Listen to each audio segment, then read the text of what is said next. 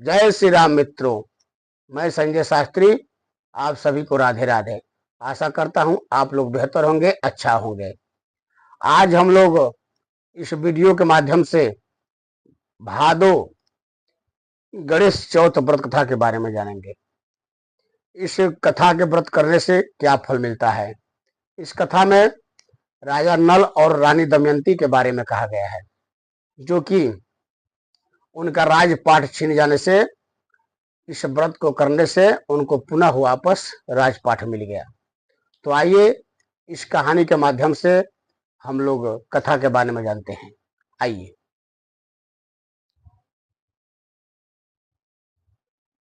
देखिए, ये था गणेश व्रत कथा। इस कथा में राजा नल और दमयंती की कहानी है।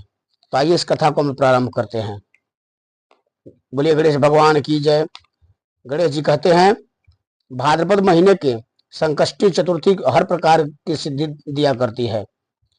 पहले कहे हुए प्रकार से उनकी पूजा करनी चाहिए, किंतु भोजन आदि के संबंध में विशेष प्रकार आगे कहूंगा।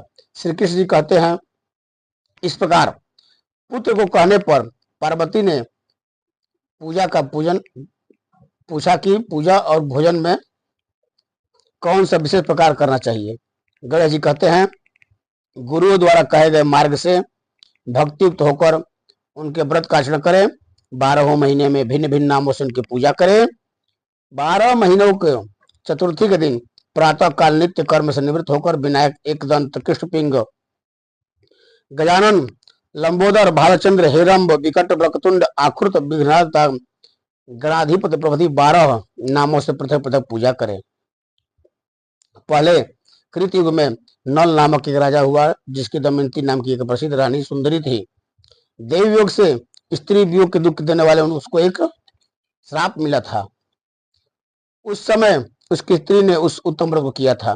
पार्वती ने पूछा कि दमयंती ने किस विधि से इस व्रत को किया कि जिससे तीसरे महीने में उसका पति नल प्राप्त हो गया।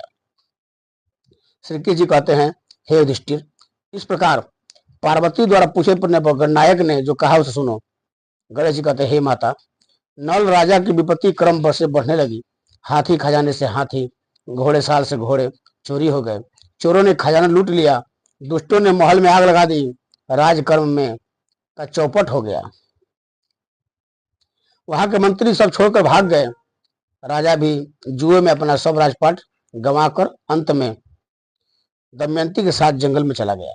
वहां भी विपत्ति ने उसका साथ नहीं छोड़ा और दुर्दैव कारण दमयंती से उसका बिछोह हो गया। किसी नगर में जाकर राजा ने नौकरी कर ली, तो किसी नगर में रानी दमयंती ने, तो किसी अन्य नगर में राजपुत्र ने। अनेक प्रकार की व्याधियों से पीड़ित हुए सभी अपने अपने कर्म के फल को भोगते हुए पृथक पृथक रहकर और भिक्षा मांगकर दिन बिताने लगे। एक समय दमयंती महामुनि सरंभ के चरणों में मस्तक नवाकर बोली। दमयंती ने कहा कि हे भगवान, मेरे पति, पुत्र और विपुल राज तथा पहले के हाथी घोड़े आदि ऐश्वर्य कैसे पुनः प्राप्त होंगे। तो गणेश जी कहते हैं, इस प्रकार दमयंती का वचन सुनकर सरभंग ऋषि बोले, हे दमयंती, बड़े से बड़े संकट को दूर करने वाला, समस्त मनोकामनाओं को पूर्ण करने वाला व्रत कहता हूं, सुनो। भाद्रपद कृष्ण चतुर्थी संकष्टा चतुर्थी कही जाती है। उस दिन पुरुष स्त्रियों को पहले कहे हुए प्रकार के एकदंत गजानन की पूजा करनी चाहिए।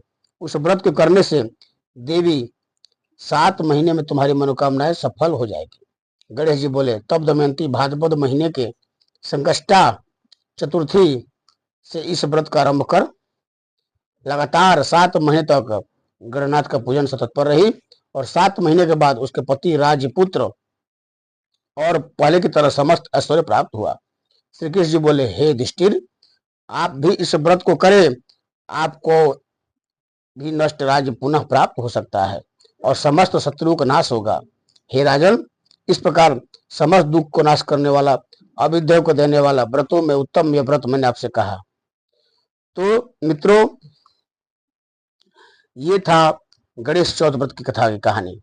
इस व्रत करने से समस्त शत्रु नाश होते हैं और धन ऐश्वर्य प्राप्त होता है। जय श्री राम मित्रों, अगर मेरा कार्यक्रम अच्छा लगा हो तो हमारे चैनल को लाइक करें, सब्सक्राइब करें, शेयर करें। जय माता दी, जय माता दी, जय गणेश भगवान।